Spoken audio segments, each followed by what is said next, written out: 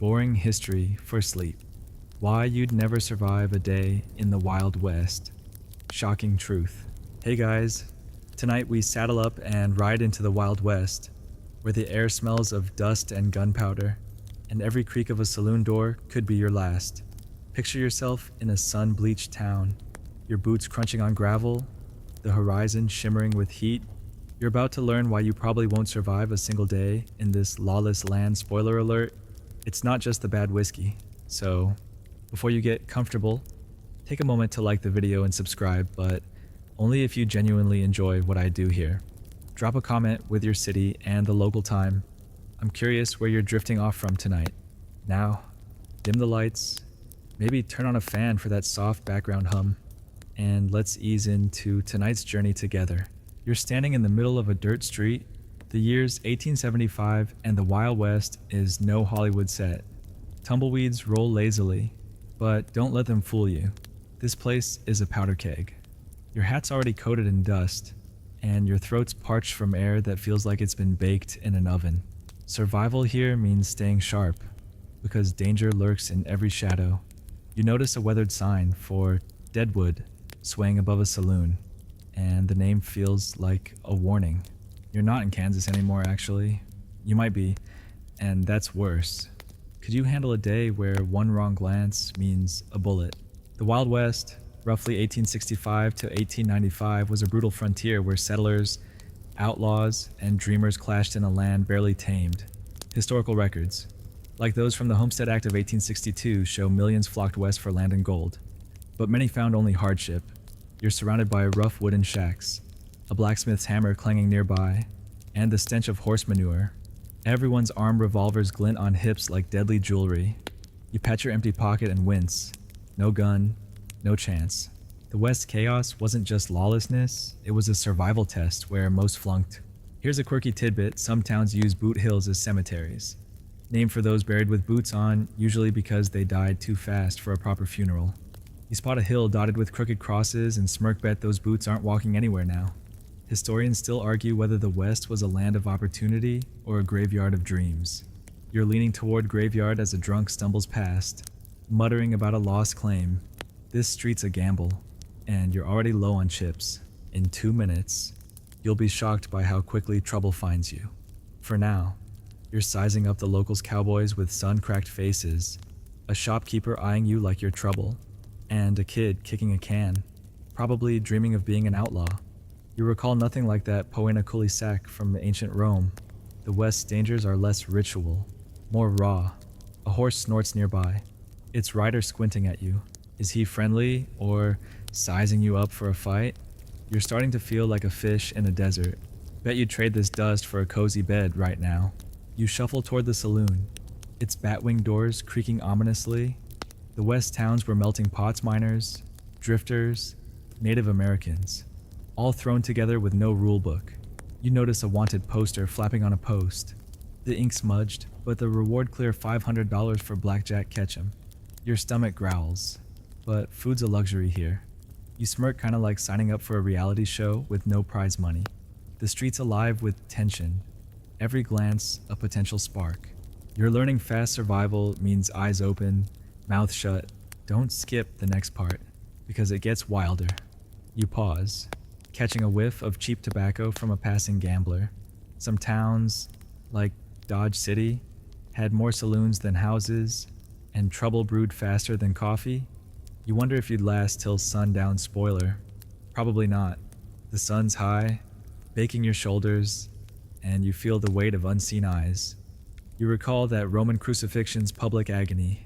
Here, death's quicker, but just as likely. The Wild West isn't a place, it's a dare. You take a deep breath, dust tickling your nose, and brace for what's next. This town's got plans for you, and none of them are friendly. You're still in the heart of Deadwood, the dirt street buzzing with the clatter of wagon wheels and the occasional shout from a saloon.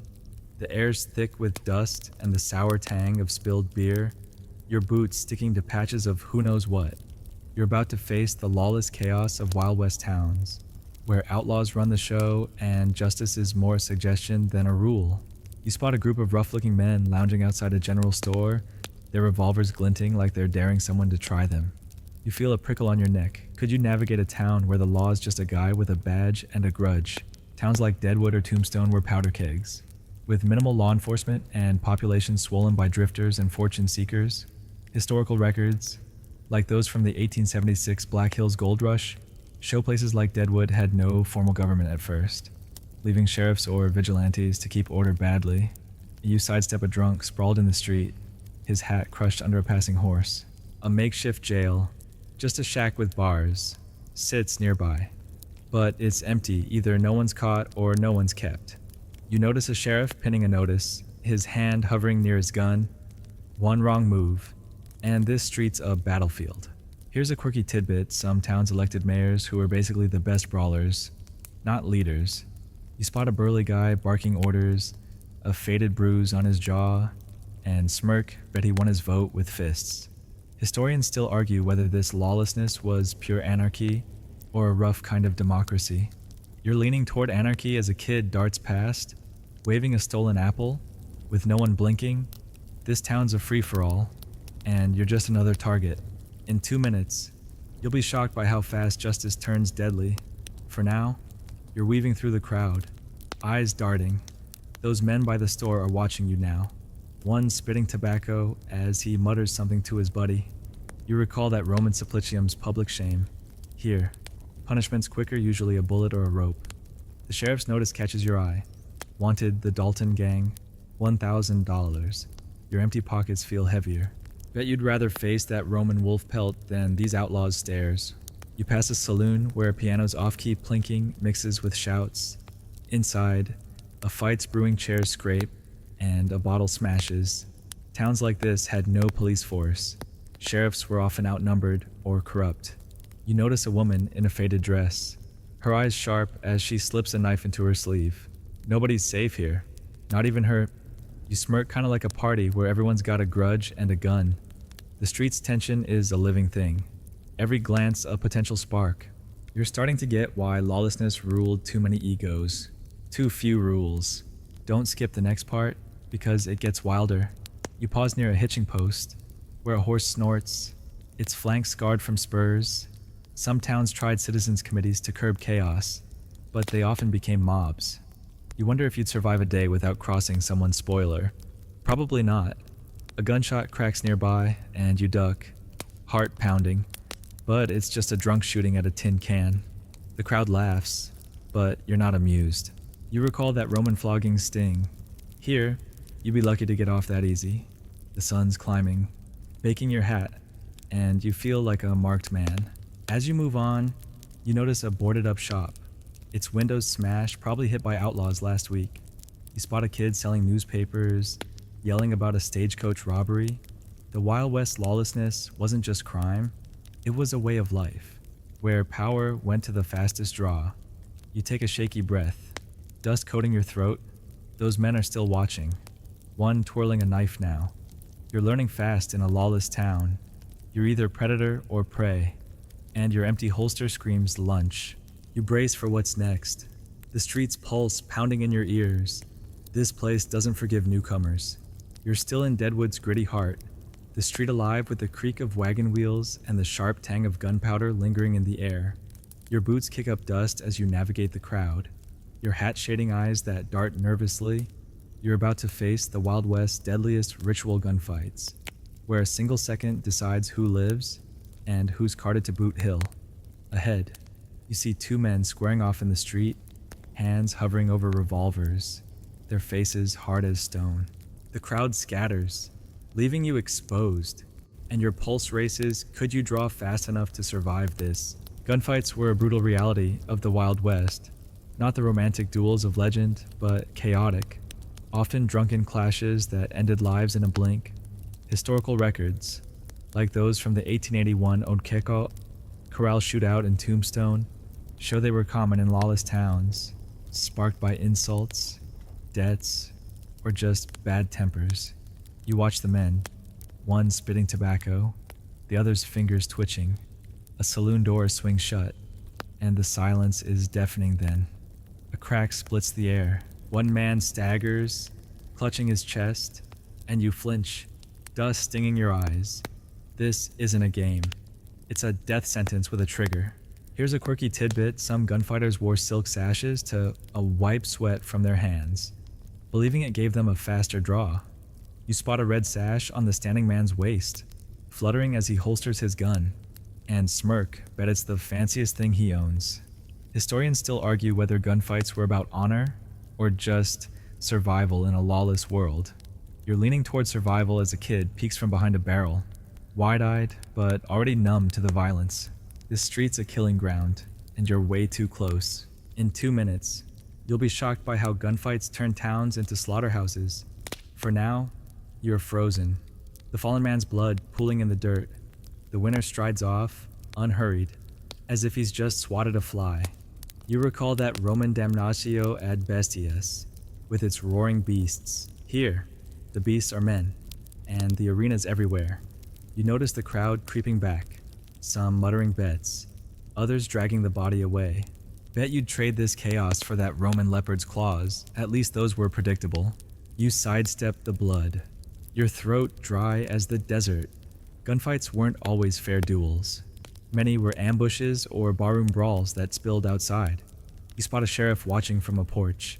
His badge dull, he's not stepping in. In places like Dodge City, gunfights were so common they set no shooting zones. But good luck enforcing that. You smirk kinda like a schoolyard with revolvers instead of fists. The air's heavy with dust and fear, and you feel eyes on you. One wrong look, and you're next. You're starting to get why gunfights ruled in the West. A gun was law, judge, and jury. Don't miss the next part, because it gets even deadlier. You shuffle toward a hitching post, where a horse snorts, spooked by the gunfire. Some gunfighters, like Billy the Kid, became legends. But most were just angry men with quick triggers. You wonder if you'd even see the bullet coming spoiler. Probably not. A woman in a faded bonnet hurries past, clutching a basket, her face tight. She's seen this before, and you're learning fast gunfights don't just kill, they haunt. You recall that Roman Simplicium's public shame. Here, shame's a bullet, and it's permanent. As the crowd thins, you notice a wanted poster flapping nearby, offering $200 for a John Doe gunslinger. The winner's already vanished into the saloon, probably spending his last moments of peace. You take a shaky breath, the gunpowder's bite still in your nose. The Wild West gunfights weren't just fights. They were the pulse of a world where life was cheap and triggers were itchy. You glance at the empty street, the blood already drying, and brace for what's next. This town's a loaded gun, and you're in its sights. You're still in Deadwood, the street's dust settling after that gunfight, but the tension's thick as ever, like a storm waiting to break. Your boots scuff against splintered planks as you step into a saloon, its batwing doors creaking ominously. The air's a haze of tobacco smoke and sour whiskey, and the clink of glasses mixes with low, edgy laughter. You're here to navigate the Wild West saloons, where trouble brews faster than coffee, and one wrong word could land you in a fistfight or worse. You spot a card game in the corner, eyes sharp and hands twitchy, and feel your stomach knot. Could you talk your way out of a barroom brawl? Saloons were the Wild West social hubs, but also its powder kegs, where miners, cowboys, and outlaws mixed with volatile results. Historical records, like those from Dodge City's 1870s saloon registries, show these places fueled violence, with fights breaking out over cards, women, or just bad moods. You sidle up to the bar, the wood sticky under your palms, and notice a grizzled cowboy glaring at you for standing too close. A glass shatters across the room, and you flinch as two men lunge at each other, fists flying. This isn't a cozy pub, it's a lion's den, and you're looking like lunch.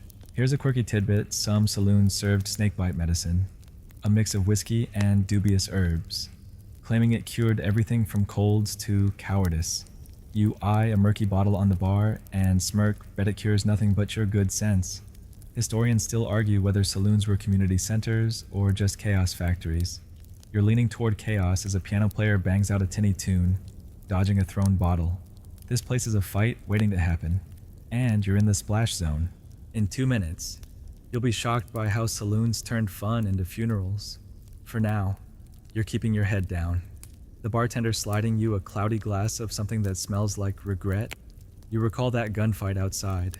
This feels like its rowdy prelude, where tempers flare before bullets fly. The cowboy's still staring, his hand drifting toward his revolver. You shift away, heart thudding. Saloons like this one in Deadwood saw nightly brawls, and the loser often ended up in Boot Hill. Bet you'd trade this for that Roman flogging's predictable sting. You notice a woman in a bright dress dealing cards, her smile sharp as a blade. She's probably running the table. And the room. Saloons weren't just men's turf. Women like Calamity Jane thrived here, outwitting drunks and dodging danger. You smirk kind of like a poker game, where the stakes are your life. The fight in the corner escalates, chairs crashing, and you duck as a bottle sails past. The bartender doesn't blink, just wipes a glass. You're starting to get why saloons were troubled. Too much liquor, too many egos, and way too many guns. Don't skip the next part, because it gets even wilder. You edge toward the door, the card game turning sour as a player accuses another of cheating. Hands slam the table, and you spot a knife glinting. Some saloons had no weapon signs, but good luck enforcing that. Most patrons were armed to the teeth. You wonder if you'd survive a night here. Spoiler, probably not. The woman dealer's still smiling, slipping a card up her sleeve. You recall that Roman damnatio at bestias? This feels like its drunken cousin, with humans as the beasts.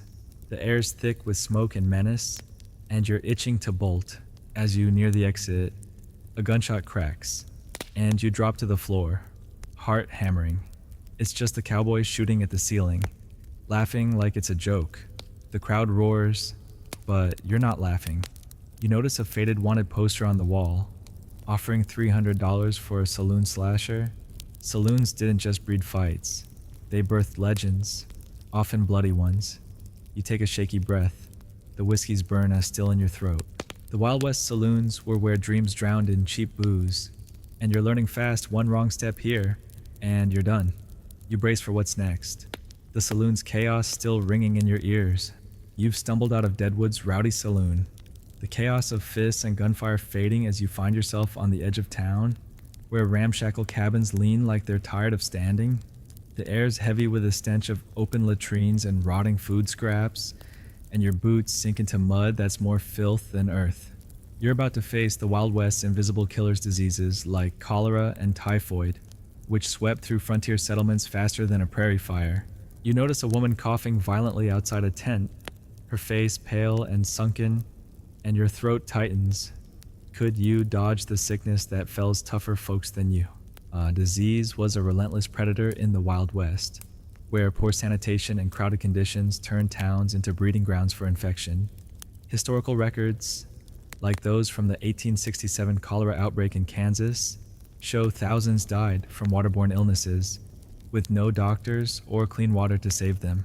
You pass a sluggish creek, its surface filmy with waste, and realize it's the town's only water source. The woman's coughs turn wet, and you step back, heart pounding. Frontier medicine was a gamble. Bleeding or mercury pills often did more harm than good. You're starting to feel like a walking target for every germ in this mud hole. Here's a quirky tidbit some settlers swore by prairie tea, a brew of boiled weeds, claiming it fought fever. Spoiler, it didn't.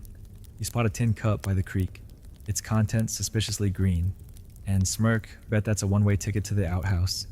Historians still argue whether disease was the West's deadliest threat or just a grim side effect of expansion. You're leaning toward deadliest as you see a kid nearby, scratching at smallpox scars, oblivious to the danger. This town's a petri dish, and you're breathing its air.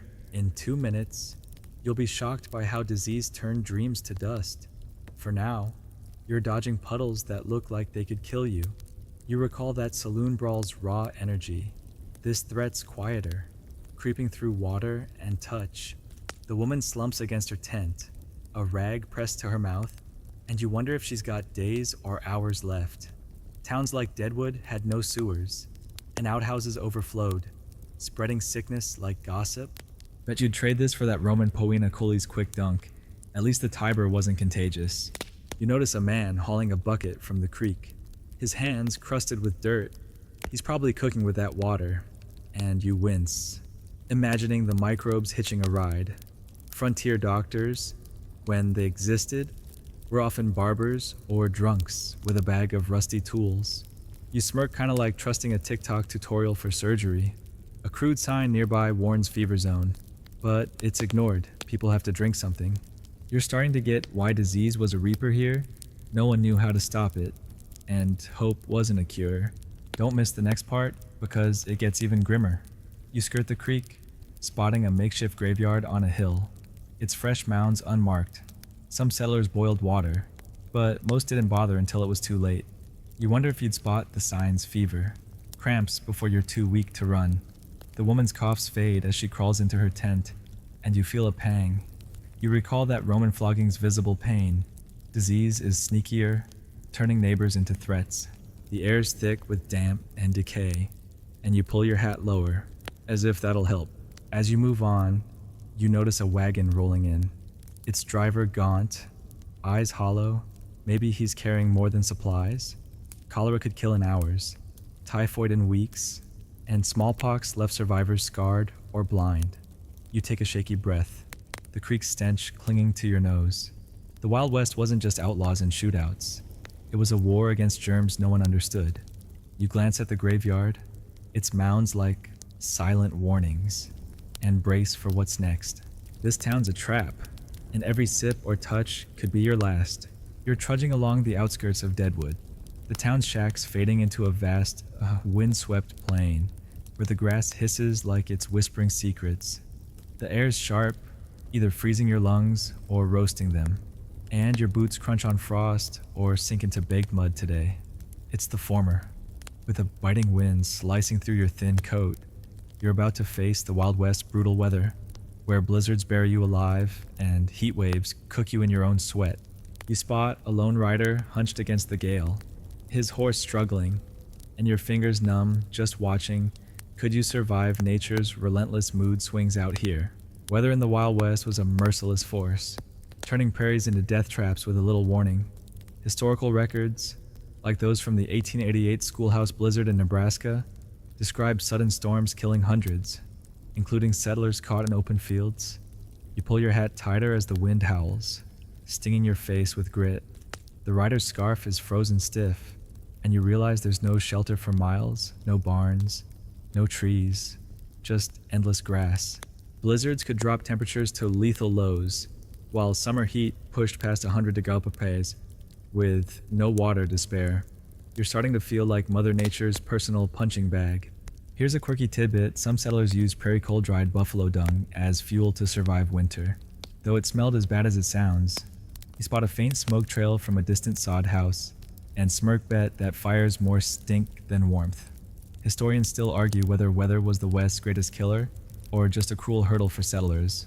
You're leaning toward Killer as you see the rider dismount, his horse shivering like it's ready to quit. This plain's a battlefield, and you're outgunned. In 2 minutes, you'll be shocked by how weather crushed even the toughest. For now, you're hunched against the wind, your breath clouding in the icy air. You recall that cholera-ridden creek in Deadwood. This is less sneaky, but just as deadly, freezing your bones or boiling your blood. The rider's checking his horse's hooves, muttering frostbite's a real threat, and there's no doctor out here. Winters trapped settlers in sod huts for months, while summer droughts withered crops and hope. Bet you'd trade this for that Roman exile's lonely walk. At least it was warm. You notice a skeletal fence post, half buried in snowdrifts, marking a claim someone probably abandoned or died defending. Settlers faced whiteouts where visibility dropped to zero, and heat waves that drove men mad with thirst. You smirk, kind of like choosing between a freezer and an oven, with no off switch. The rider's moving again, but slower, his horse limping. You're starting to get why weather was a deal breaker. No technology, no forecasts, just you against a sky that doesn't care. Your fingers ache, and you shove them under your arms, praying for a spark of warmth. Don't miss the next part, because it gets even harsher. You stumble forward, spotting a frozen stream useless for drinking, deadly for crossing. Some settlers survived by piling buffalo hides, but one bad storm could bury you forever. You wonder if you'd last a night out here. Spoiler, probably not. The rider's silhouette blurs in the snow, and you feel a pang for his horse, if not him. You recall that Roman gunfight's quick violence, weather's slower, but it kills just as surely.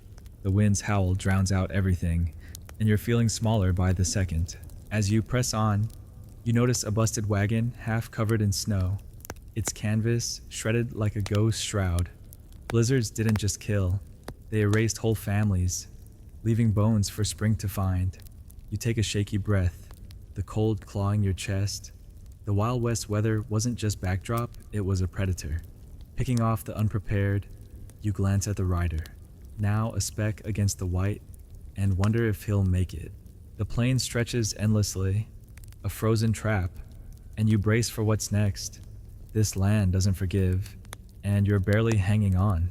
You've left Deadwood's frozen plains behind, now riding a rickety wagon along a rutted trail that stretches into the endless horizon.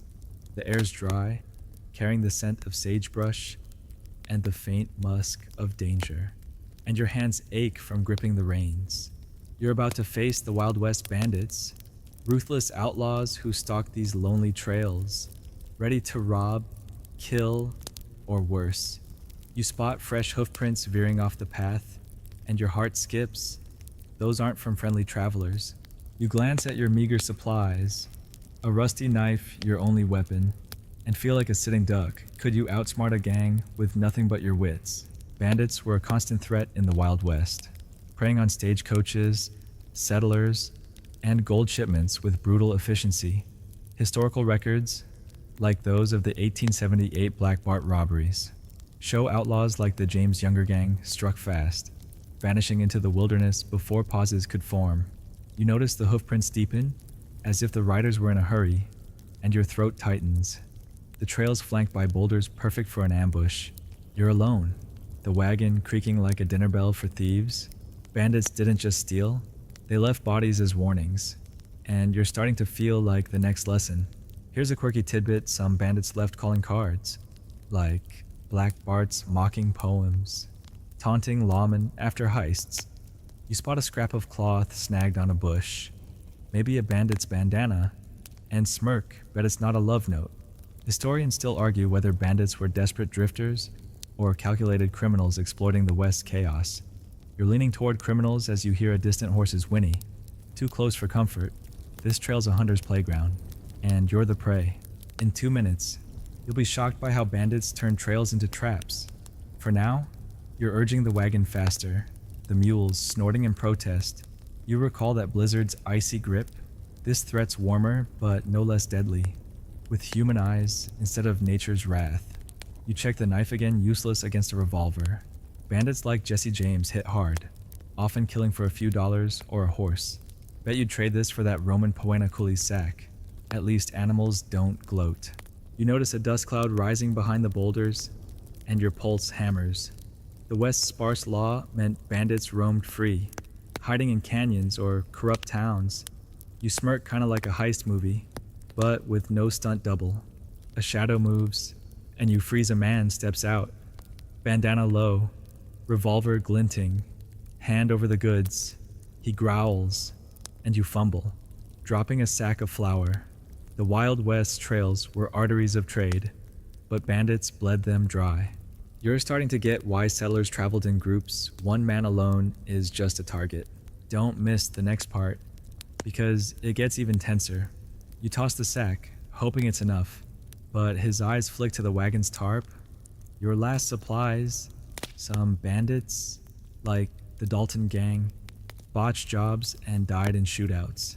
But this guy looks sharp. You wonder if you'd survive a standoff spoiler. Probably not. He steps closer, and you catch a glint of a second rider in the distance. You recall that saloon brawl's chaos. This is colder, more calculated, but just as lethal. The air is thick with dust and menace, and you're praying for a miracle. As he rummages through your wagon, you notice a faded wanted poster tucked in his belt, $200 for Red Jack. He's no myth, he's real, and he's here. You take a shaky breath. The sagebrush's scent now sour with fear. The Wild West bandits weren't just thieves. They were ghosts, striking and vanishing, leaving trails like this one soaked in dread. You glance at the hoof prints, wondering if more are coming. The second rider's closer now, his horse snorting. You brace for what's next. The trail stretching like a noose. This land's a thief's paradise, and you're out of luck. You're still on that lonely trail, the bandit's cold eyes lingering as he pockets your last sack of flour and rides off with his partner, their hoofbeats fading into the sagebrush. Your wagon's lighter now, but your heart's heavy, and the mule's weary snorts echo your own exhaustion. You're about to face another Wild West reality, horses, your fragile lifeline in a land where a lame hoof or a spooked gallop could spell doom. You pat your mule's flank, noticing a slight limp, and feel a sinking dread. Could you survive out here without a mount? Miles from anywhere, horses were the Wild West's lifeblood, carrying settlers, cowboys, and outlaws across vast plains. But they were as vulnerable as their riders. Historical records, like those from the Pony Express's 1860s routes, show riders relied on horses that could tire, starve, or break a leg on rocky trails. You urge the mules forward, but the limping one stumbles, the wagon lurching, the trails littered with sharp stones and gopher holes. Every step's a gamble. Without a horse, you're stranded. Easy prey for bandits or the elements. You're starting to feel like you're riding a ticking clock, and it's running out. Here's a quirky tidbit some cowboys swore by horse whispering, claiming they could calm a spooked mount with a song, usually a terrible one. You hum a shaky tune, and the mule flicks an ear, unimpressed, and you smirk, bet your singing's scaring it more.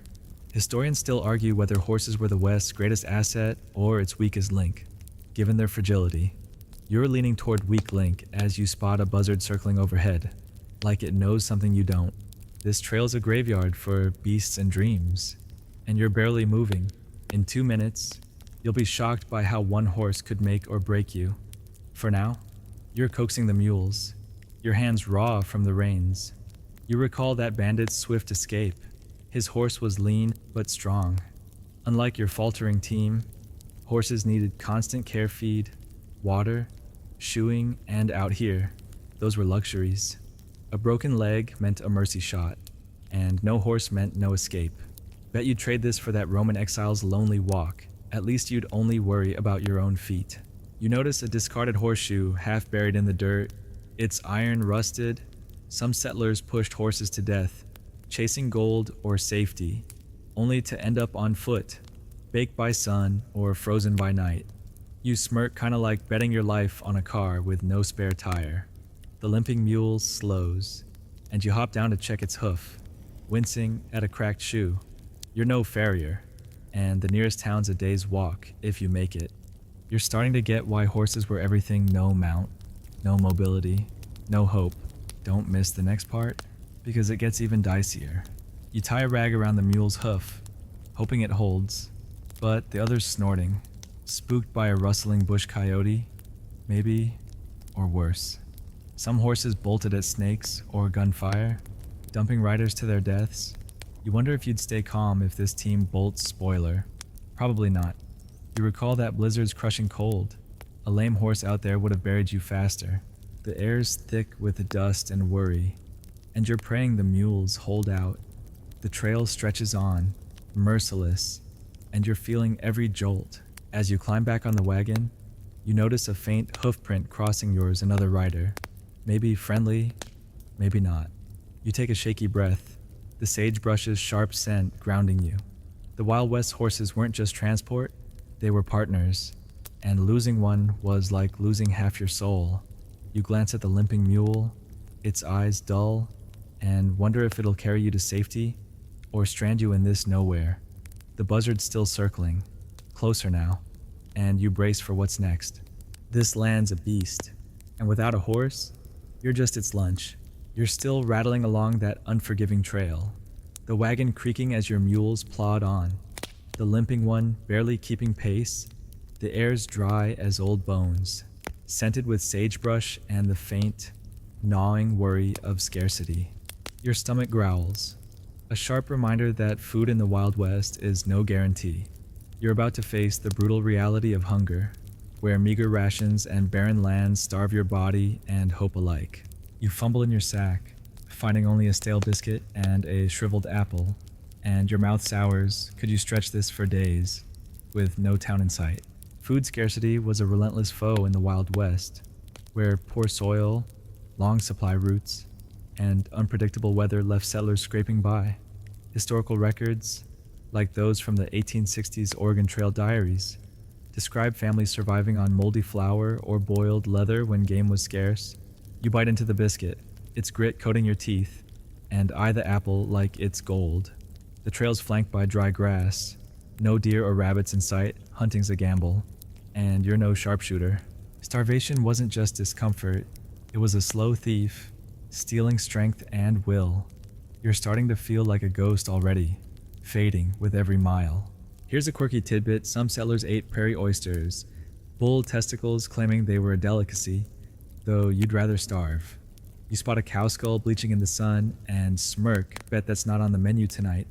Historians still argue whether hunger drove settlers to desperation or just exposed their resilience. You're leaning toward desperation as you notice your hands trembling, not just from cold. This trail's a pantry with empty shelves, and you're running out of crumbs. In 2 minutes, you'll be shocked by how hunger broke even the strongest. For now, you're rationing that apple, slicing it with your rusty knife into slivers. You recall that bandit who stole your flour. Losing food was like losing days of life. Settlers often went weeks on slapjacks, flour, and water pancakes, or nothing at all. You wonder if you'd hunt, steal, or beg to survive. Spoiler: you're not above begging. Bet you'd trade this for that Roman infamia's public shame. At least you'd eat. You notice a buzzard perched on a rock, its eyes locked on you like you're next. Game was plentiful some seasons, but drought or overhunting left plains empty, and farming was a joke in this rocky soil. You smirk, kinda like ordering takeout in a desert, with no delivery. Your mules snort, hungry too, but grass is sparse. Some settlers slaughtered their horses for meat, a grim last resort. You're starting to get why hunger was a killer. It didn't just empty your stomach, it hollowed your soul, making every choice a coin toss between pride and survival.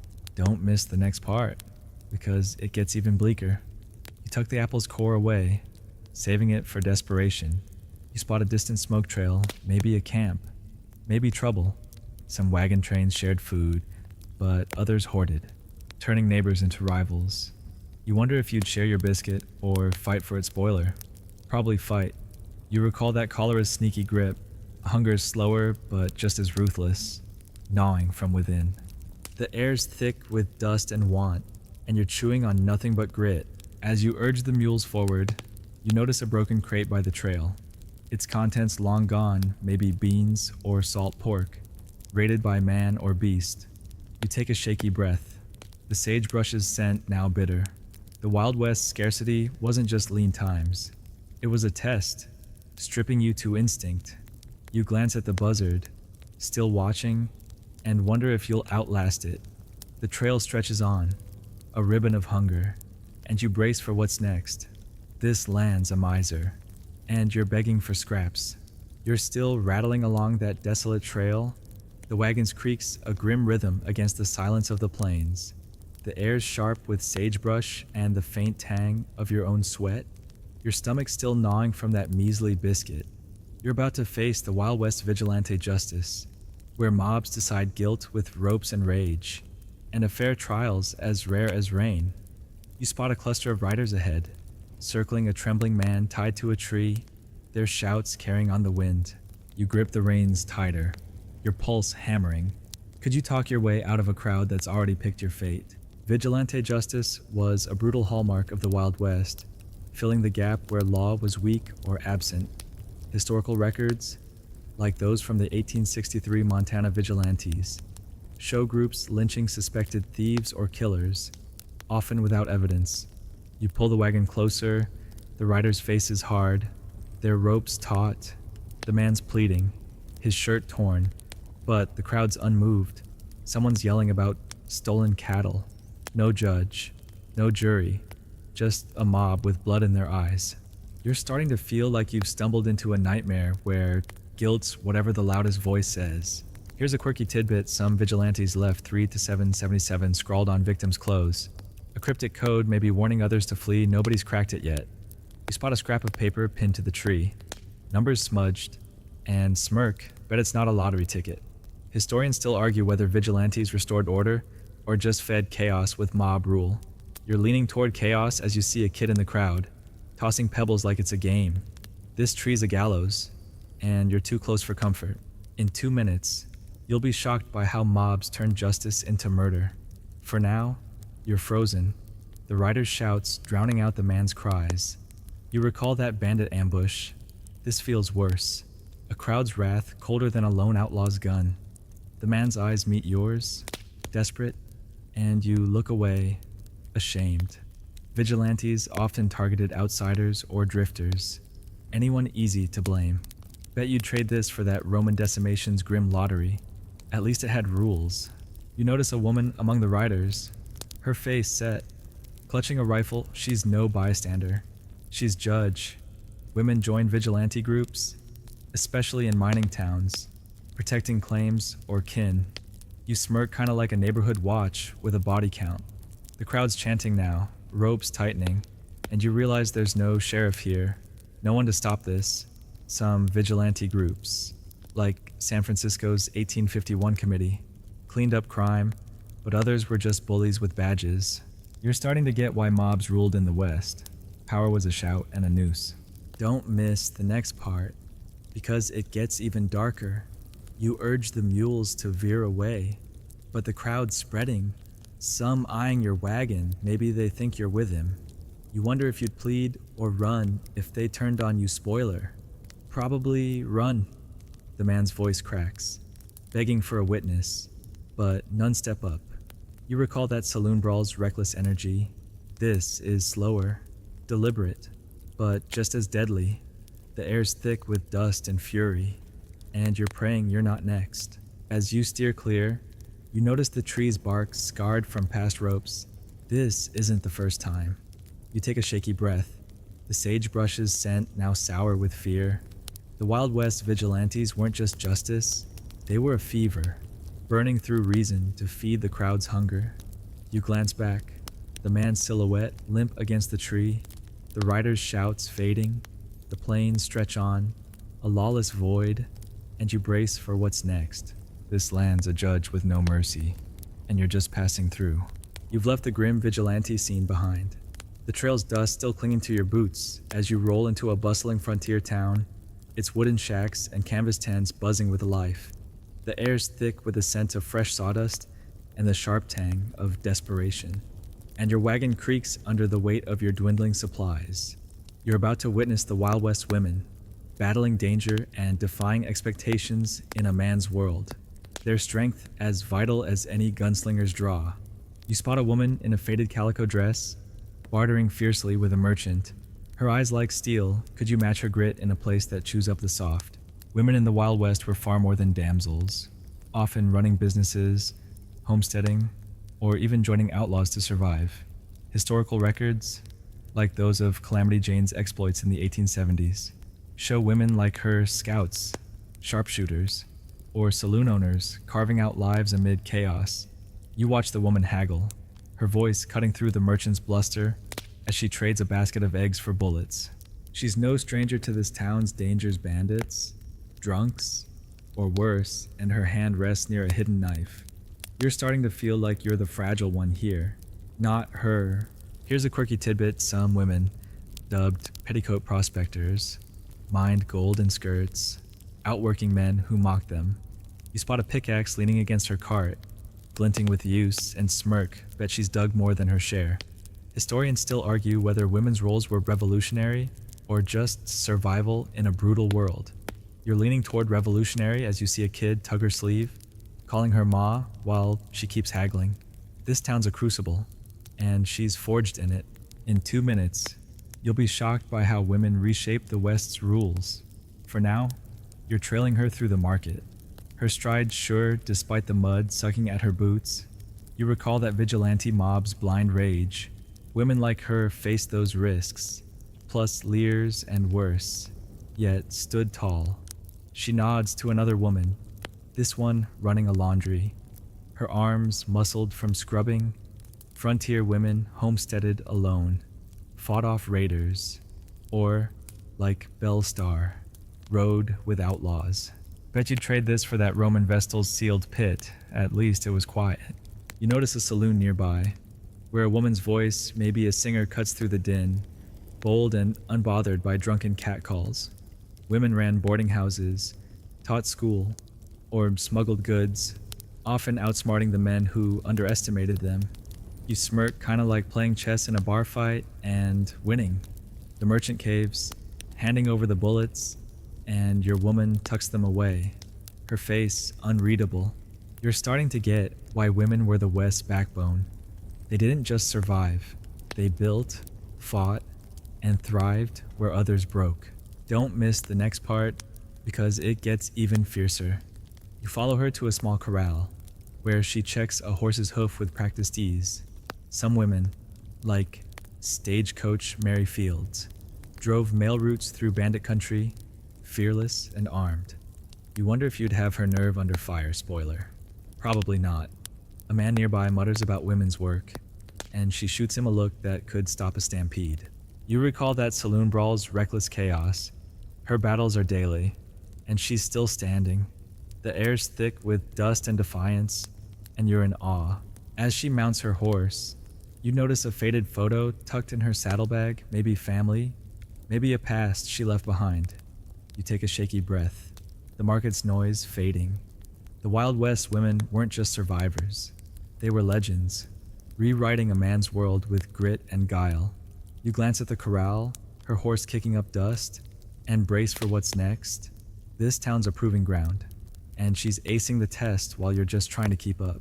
You're riding away from that bustling town, the market's clamor fading as your wagon rolls onto a rugged trail cutting through a valley of red rock and scrub. The air's sharp with the scent of creosote and the distant smoke of a campfire, but there's a tension that prickles your skin. You're about to be caught in the Wild West's violent clashes between settlers and Native American tribes, where misunderstandings and land disputes ignite deadly conflicts. You spot a group of riders ahead, their silhouettes tense. Some are settlers, others are Apache warriors, hands on weapons, voices rising. You pull the reins, heart racing. Could you navigate this standoff without picking a side? Conflicts with native tribes were a brutal reality of the Wild West, as settlers encroached on lands held sacred for centuries. Historical records, like those from the 1876 Battle of Little Bighorn, show tribes like the Sioux and Apache fought fiercely to protect their way of life, often against overwhelming odds.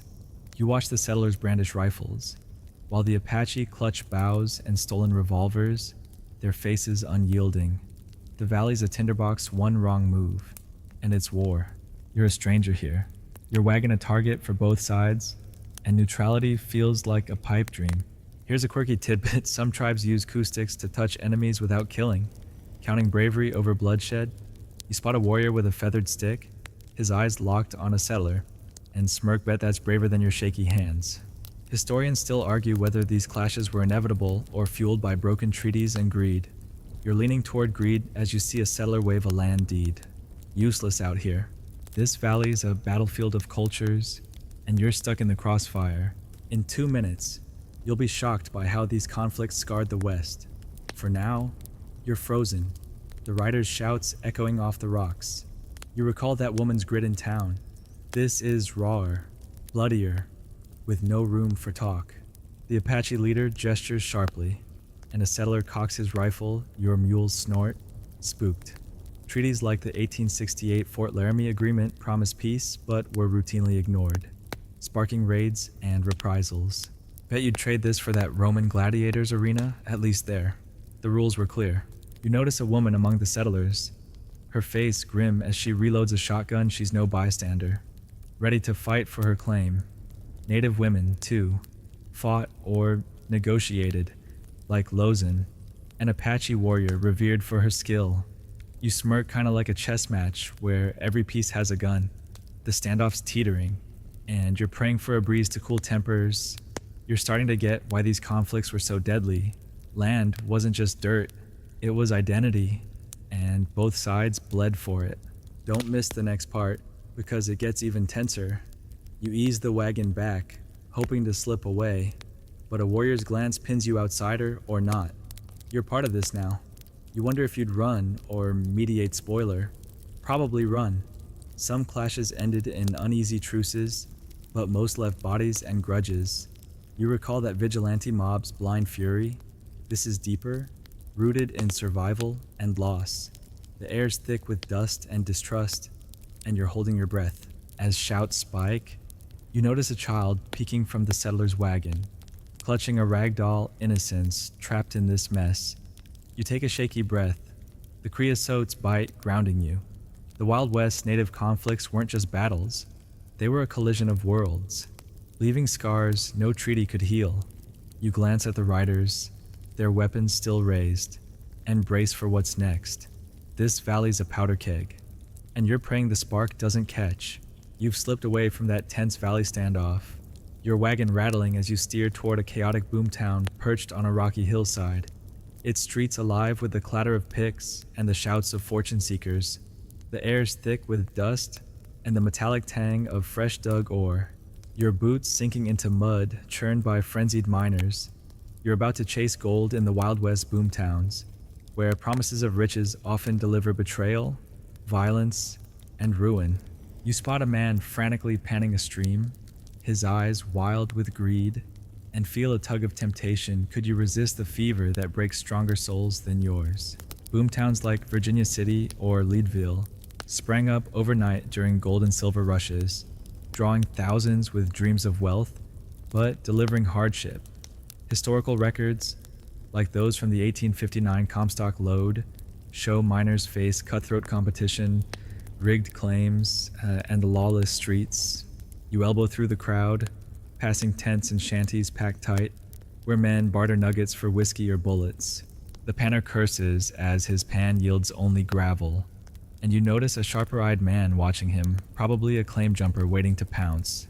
This town's a glittering trap, and you're already snared. Here's a quirky tidbit: some miners used gold ticklers, whisker-like tools, to tease out tiny flakes about as useful as a comb in a windstorm. You spot a rusty tickler discarded in the mud, and smirk bet it's mocking its owner now. Historians still argue whether boomtowns were engines of progress or just greed-fueled chaos. You're leaning toward chaos as you see a fight break out over a claim, fists flying while onlookers bet on the winner. This hillside's a casino with no jackpot, and you're out of coins. In 2 minutes, you'll be shocked by how gold fever turned friends into foes. For now, you're dodging the crowd, the panner's curses ringing in your ears. You recall that native clash's raw stakes. This is messier, driven by want rather than survival. You notice a woman nearby, her hands calloused, sifting dirt with a sieve. She's no stranger to this grind. Women mind, too, like Nellie Cashman, who staked claims and fed starving prospectors. Bet you'd trade this for that Roman Poena Cully's grim dunk. At least it was quick. You pass a saloon where a sign boasts gold dust accepted, but the bartender's eyes say he'll cheat you blind. Boomtown's bread betrayal, fake assays, stolen claims, or outright murder over a shiny rock. You smirk, kinda like a reality show where everyone's the villain. The panner's still at it, but his rival's creeping closer, hand on a knife. You're starting to get why boomtowns were ruinous. Gold didn't just spark hope, it lit fuses, turning neighbors into enemies over a glint in the dirt. Don't miss the next part, because it gets even uglier. You steer clear of the stream, spotting a crude assay office where miners queue, clutching sacks of ore, only to learn it's fool's gold. Some, like those in Deadwood's 1876 rush, struck it rich, but most left broke or dead. You wonder if you'd pan or walk away. Spoiler, you'd probably walk. You recall that vigilante mob's blind justice. Here, greed's the judge, and it's merciless. The air's thick with dust and desperation, and you're itching to escape. As you move on, you notice an abandoned claim. Its wooden marker snapped, another dreamer crushed. You take a shaky breath. The ore's tang bitter now. The Wild West boomtowns weren't just towns. They were fevers, burning through lives with promises that lied. You glance at the panner, now shoving his rival, and brace for what's next. This hillside's a graveyard of hopes, and you're just passing through, praying you don't catch the bug. You've left the fevered chaos of the boomtown behind, your wagon creaking as you drive through a sprawling prairie, the horizon broken by herds of longhorns and the faint dust trails of cowboys. The air's heavy with the scent of cattle and sun-baked grass. Your hands raw from the rains after hours under a relentless sun. You're about to face the grueling life of a Wild West cowboy, herding cattle through endless dangers with no rest, where one mistake could cost you everything. You spot a rider ahead, his hat low, urging a stray calf back to the herd, his face etched with exhaustion. Could you endure a life that grinds you to dust? Cowboy life was no romantic tale. It was backbreaking work, with long cattle drives facing storms, rustlers, and stampedes. Historical records, like those from the 1870s Chisholm Trail, show cowboys drove millions of cattle from Texas to railheads, earning meager pay for months of peril. You join the rider, your mule struggling to keep pace with his horse. As the herd's lowing drowns out the wind, a storm's brewing, clouds black as coal, and you notice the cattle shifting nervously, one spark, and they'll bolt. This isn't a job, it's a gauntlet, and you're already winded. Here's a quirky tidbit cowboys sometimes sang to calm cattle at night, crooning lullabies to prevent stampedes off-key, but effective. You hear the rider hum a scratchy tune, and smirk, bet it's soothing the cows more than you. Historians still argue whether cowboy life was a path to freedom or just wage slavery in disguise. You're leaning toward slavery as you see his saddle-worn boots, patched with rags. This prairie's a treadmill of danger, and you're barely keeping up. In 2 minutes, you'll be shocked by how cowboys face death daily. For now, you're gripping the reins, the herd's dust choking your throat. You recall that boomtown's greedy chaos. This is roar, a battle with nature and beasts. The rider shouts, pointing to a stray, and you swerve to help, your wagon rattling. Drives lasted months, with rustlers, floods, or lightning as constant threats. Bet you'd trade this for that Roman flogging's quick sting. At least it ended. You notice a woman riding nearby, her lasso deftly snaring a calf. She's no novice, her face as weathered as the men's. Women like Cattlecate work drives, defying norms and rustlers alike. You smirk, kinda like joining a marathon where everyone's armed and cranky. The storm's closer, thunder rumbling, and the cattle surge, hooves pounding. You're starting to get why cowboy life was brutal. It wasn't just work, it was survival, with every day daring you to quit. Don't miss the next part, because it gets even tougher. You duck as lightning cracks, the herd teetering on panic. Some cowboys, like those on the Goodnight Loving Trail, died in stampedes or ambushes, their graves unmarked. You wonder if you'd last a week. Spoiler, probably not. The rider's still singing, but his eyes scan the herd, alert for trouble. You recall that native standoff's tense air. This is louder, messier, but just as deadly. The air's thick with dust and static, and you're praying the storm holds off. As you push on, you notice a broken spur glinting in the grass. Some cowboy's loss. Maybe his last. You take a shaky breath, the cattle's heat warming your face. The Wild West cowboy life wasn't glamour. It was a grind, breaking bodies and spirits for $1 a day. You glance at the rider, his shoulders slumped but steady, and brace for what's next. This prairie's a beast, and you're just a speck in its shadow, clinging to the reins. You're still on the sprawling prairie, the cattle drive's dust settling as the storm passes, leaving a damp chill that seeps through your worn coat. Your wagon trails the herd, the mules plodding through mud, and the air smells of wet grass and the faint musk of danger. You're about to face the Wild West's deadly critters and injuries, where a snake bite or broken bone could kill you faster than a bullet, with no doctor for miles. You spot a rattlesnake's telltale buzz in the brush, and your heart skips. Could you outrun venom or mend a wound with nothing but grit?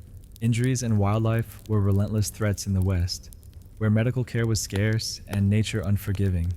Historical records, like those from 1880s trail logs, Describe cowboys dying from snake bites, falls, or infections from minor cuts. You ease the wagon around the snake. Its rattle a warning like a loaded gun.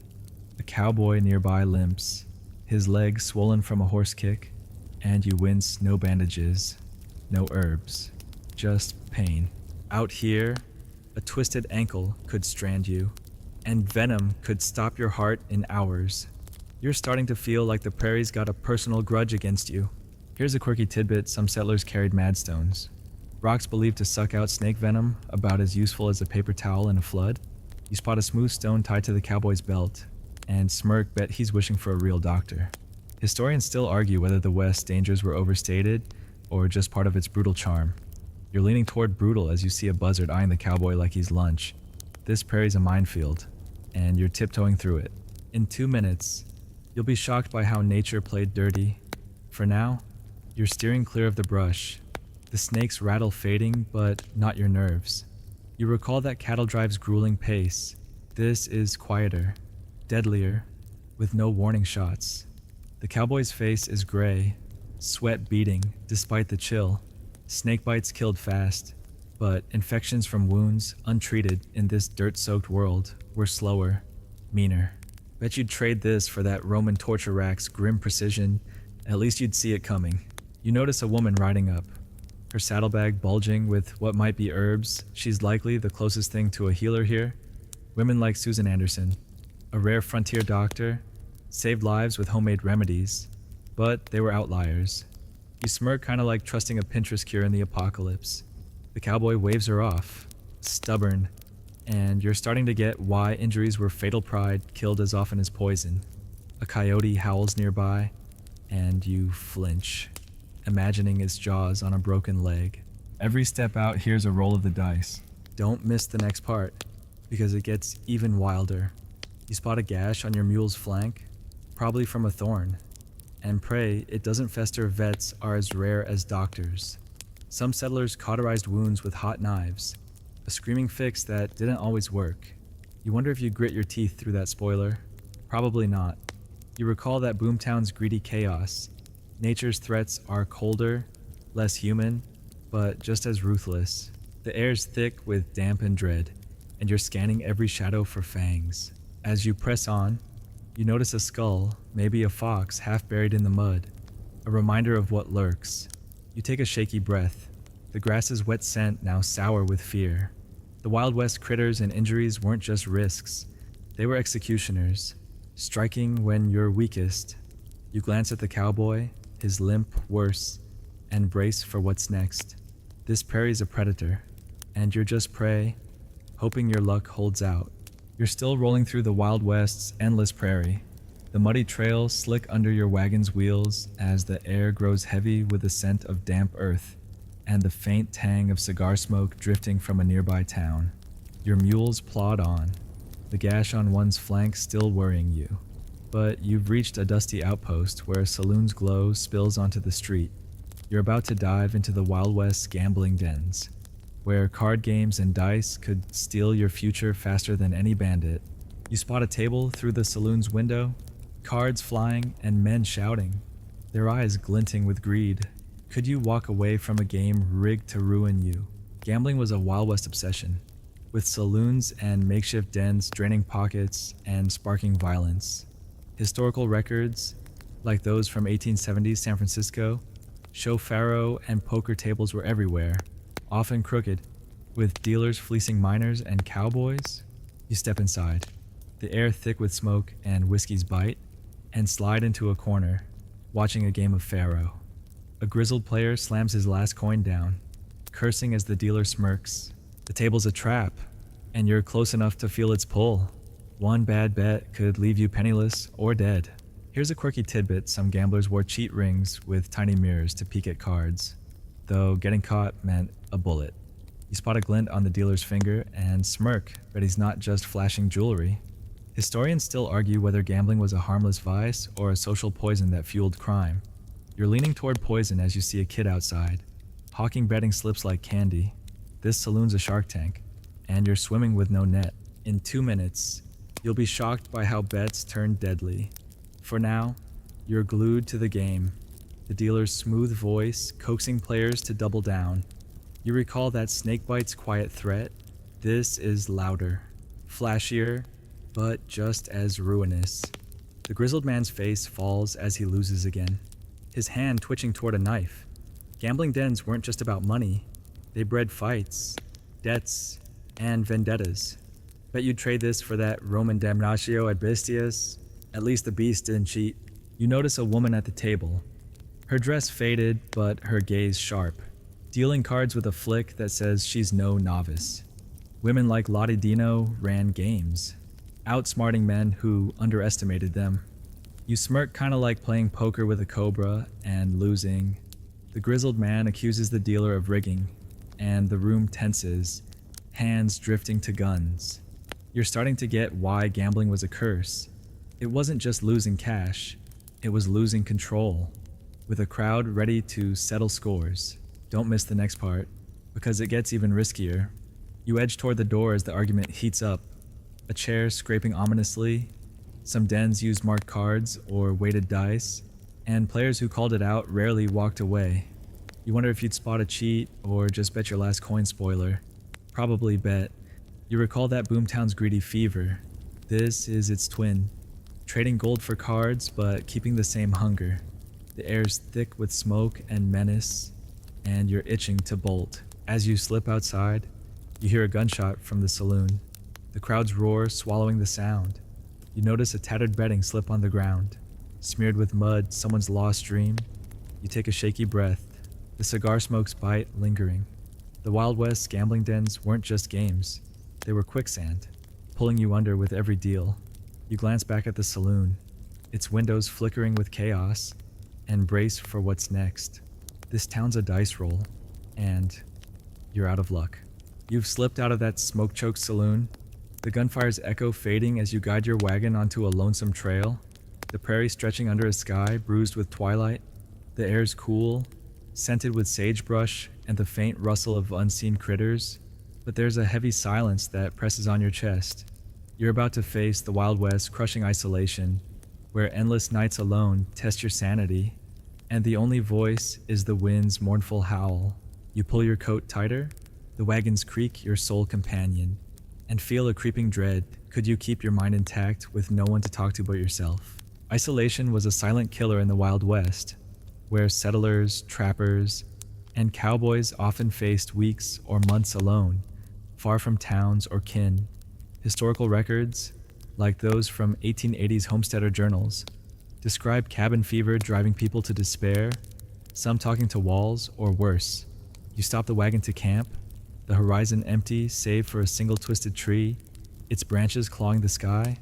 You light a fire, its crackle too small against the vast dark, and your shadow dances like a ghost.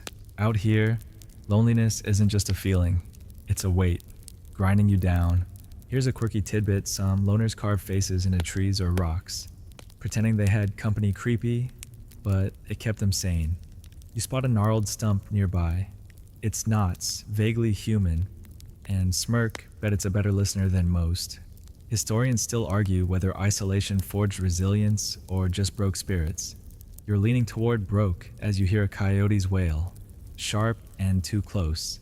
This prairie's a void, and you're a speck, whispering to the stars.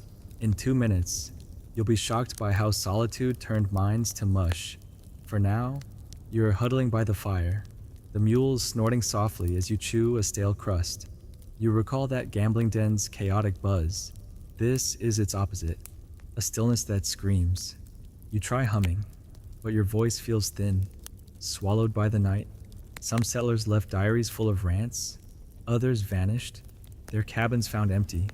Bet you'd trade this for that Roman infamia's public scorn. At least you'd have an audience. You notice a faint scratch on the stump, maybe a name, maybe a cry for help. Homesteaders often staked claims miles from neighbors, and trappers roamed for months. Their only friends the furs they carried. You smirk, kinda like ghosting yourself, but with no Wi-Fi to blame. The fire's dying, and you're starting to get why isolation was brutal. It wasn't just being alone, it was facing every fear, every doubt, with no one to pull you back. You're talking to the mules now, their ears twitching, and it's not helping. Don't miss the next part, because it gets even lonelier. You toss another stick on the fire, the sparks fleeting against the dark. Some, like mountain man Hugh Glass, survived alone through sheer will, but most cracked writing letters never sent or seeing faces in the shadows. You wonder if you'd hold it together or start carving that stump spoiler. Probably carving. You recall that Cowboy Drive's relentless grind. This is quieter, but it cuts deeper, gnawing your mind. The air's thick with cold and silence, and you're clutching your coat like it's a lifeline. As the night deepens, you notice a star blinking, the only thing alive out there. You take a shaky breath, the sagebrush's scent now bitter with your own unease. The Wild West's isolation wasn't just distance, it was a mirror, forcing you to face yourself with no escape. You glance at the stump, half expecting it to answer, and brace for what's next. This prairie's a prison, and you're locked in with your thoughts, praying dawn breaks soon. You've packed up your lonesome camp, the prairie's eerie silence fading as your wagon rolls back into a rough-edged town, its dirt streets buzzing with the clatter of hooves and the shouts of a restless crowd. The air's thick with dust and the sharp scent of cheap tobacco. Your boots kicking up grit as you steer toward a gallows looming in the town square. You're about to witness the Wild West's brutal frontier justice, where hangings and rough punishments for petty crimes are as common as sunrise, and mercy's a rare guest. You see a man in shackles, head bowed, as a mob jeers, "Could you keep your cool with a noose around your neck?" Frontier justice was swift and unforgiving, with towns relying on makeshift courts or mobs to punish thieves, rustlers, or even drunks. Historical records, like those from 1870s Wyoming, describe public hangings for horse theft, often without trials, as crowds demanded blood. You edge closer, the gallows rope swaying in the breeze, the man's face pale but defiant. The sheriff, badge glinting, reads charges petty theft, maybe a saddle, and the crowd roars for the rope. No lawyer, no appeal, just a creaking platform and a mob's verdict. You're starting to feel like you've wandered into a grim carnival, and the main act's about to start. Here's a quirky tidbit: some towns used hanging trees so often they became landmarks, with notches carved for each neck. You spot a gnarled oak nearby, its bark scarred, and Smirk bet it's seen more justice than the sheriff. Historians still argue whether frontier justice was a necessary evil or just lawless vengeance.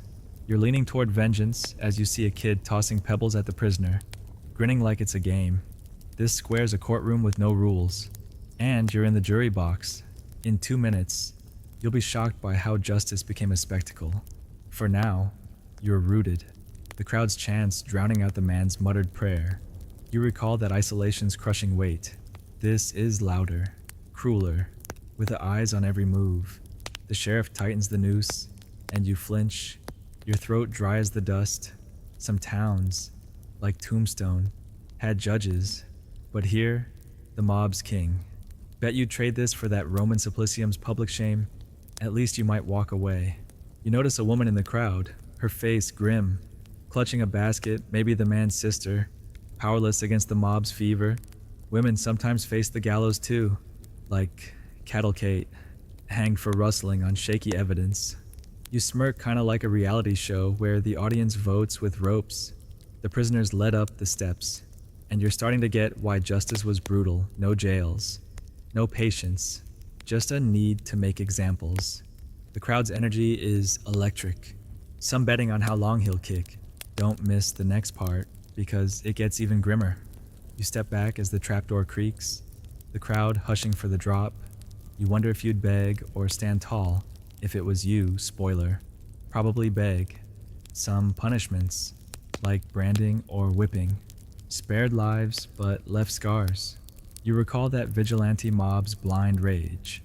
This is its public twin, dressed in law but just as savage. The air's thick with dust and bloodlust, and you're praying you're not noticed. As the gallows shadow stretches, you notice a faded wanted poster flapping nearby, offering $50 for a saddle thief. You take a shaky breath, the tobacco's bite sharp in your nose. The Wild West justice wasn't just punishment, it was theater, staging fear to keep the town in line. You glance at the man, his eyes scanning the crowd for a friend who isn't there, and brace for what's next. This town's a judge with a short fuse, and you're just a bystander, hoping to stay that way.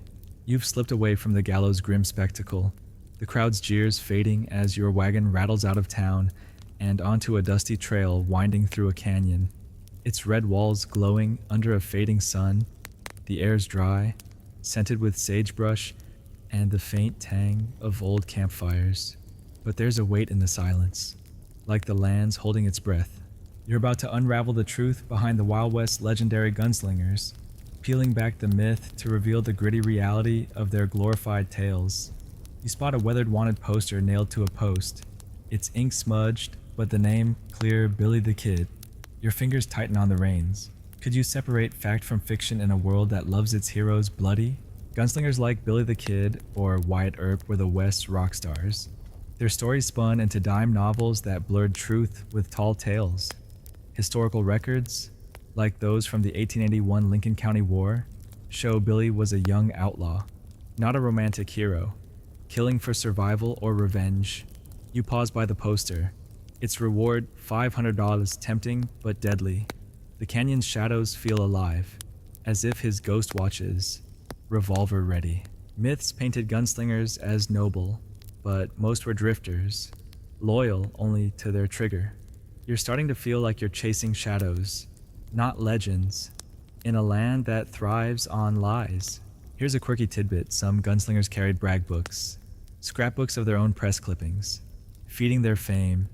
You spot a tattered page caught in a bush, maybe a novel's shred, and smirk bet Billy loved his fan mail. Historians still argue whether gunslingers were products of chaos or just men who thrived in it. You're leaning toward chaos as you hear a distant coyote howl, sharp like a warning. This canyon's a stage, and its heroes are more flawed than the stories admit. In 2 minutes, you'll be shocked by how myths hid ugly truths. For now, you're nudging the mules forward, the poster's eyes seeming to follow. You recall that gallows' brutal justice. Gunslingers often face the same, their fame no shield. You wonder if Billy was a kid caught in a bad game, or a cold killer, probably both. Dime novels sold millions, turning outlaws into icons, but the real West was messier. Bet you'd trade this for that Roman mythic ritual's strange clarity. At least its stories had gods. You notice a woman riding past, her rifle slung across her back. Her face hard, she could be a legend like Annie Oakley, whose sharpshooting was real but polished for shows. You smirk kinda like Instagram, but with bullets instead of filters. The West myths glorified violence, ignoring the fear and filth of men like Earp, who straddled law and crime. You're starting to get why legends grew. The West was harsh, and people craved heroes, even fake ones. The canyon's walls close in, and you feel small, dwarfed by tales bigger than truth. Don't miss the next part, because it ties it all together. You spot a rusted spur glinting in the dirt, some gunslinger's relic, maybe dropped in a chase. You wonder if you'd buy the myth or see through its spoiler. You'd probably buy it. Some, like Wild Bill Hickok, died as they lived, in a blaze of glory or a barroom betrayal. You recall that gambling den's crooked deals. Myths were the West's biggest con, selling dreams over graves. The air's thick with dust and echoes, and you're sifting fact from fable. As you roll on, you notice a hawk soaring above, free from the stories that bind this land. You take a shaky breath, the sagebrush's scent grounding you. The Wild West gunslingers weren't just men, they were mirrors, reflecting a world that craved order but bred chaos. You glance at the poster, its edges curling, and brace for what's next. This canyon's a graveyard of truths, and you're just a traveler, chasing shadows to their source.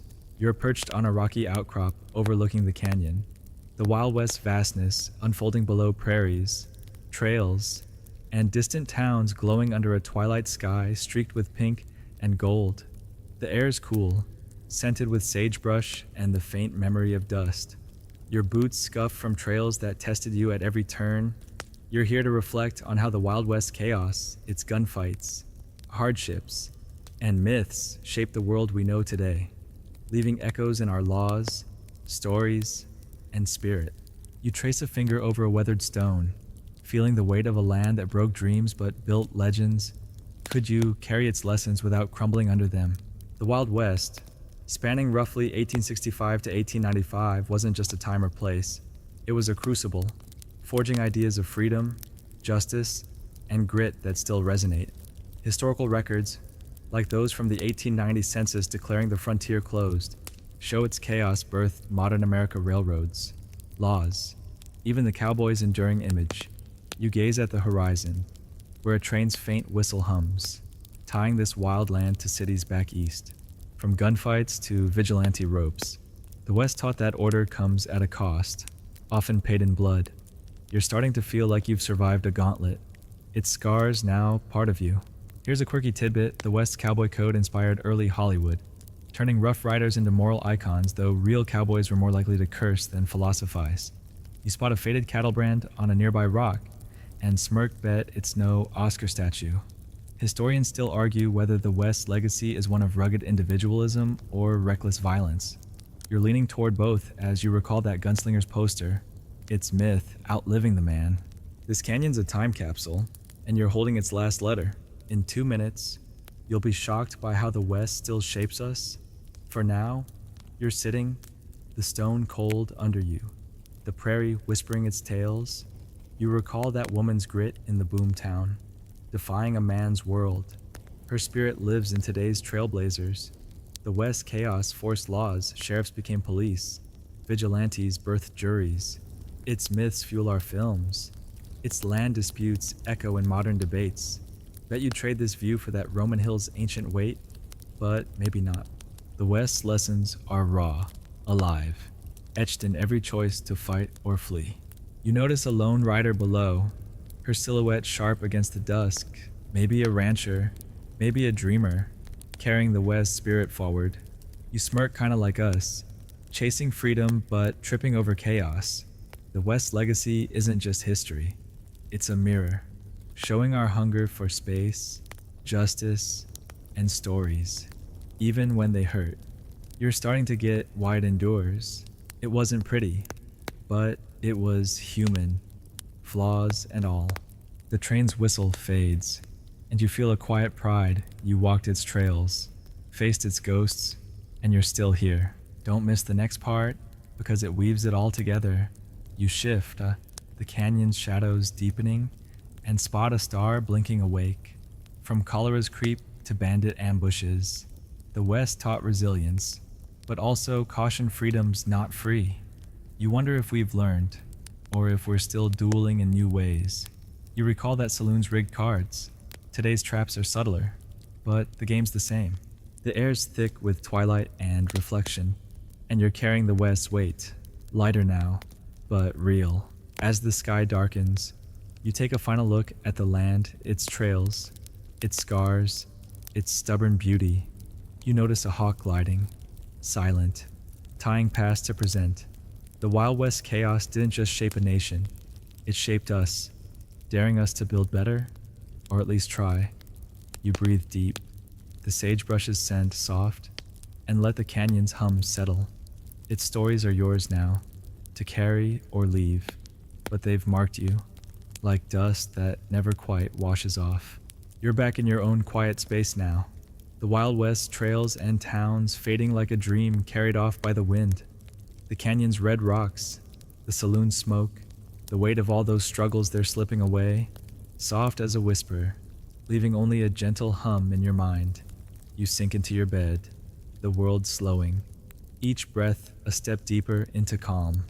Those gunfights, those lonely nights, belong to a far-off time, not here, not now. You're safe, wrapped in the present, where the only sound is a fan's soft spin or a distant car's hum. Let the West chaos drift bandits, storms, dusty trails, let them dissolve into starlight, weightless and far. You've walked its paths, felt its lessons, but they can't touch you here. Your eyes flutter, the air cool, kind. Picture a prairie sky, vast and still, its stars watching over you, timeless and gentle.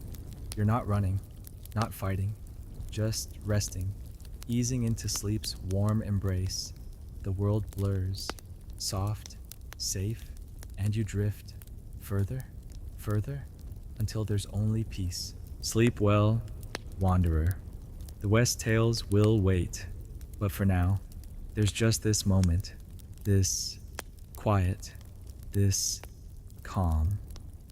Sweet dreams.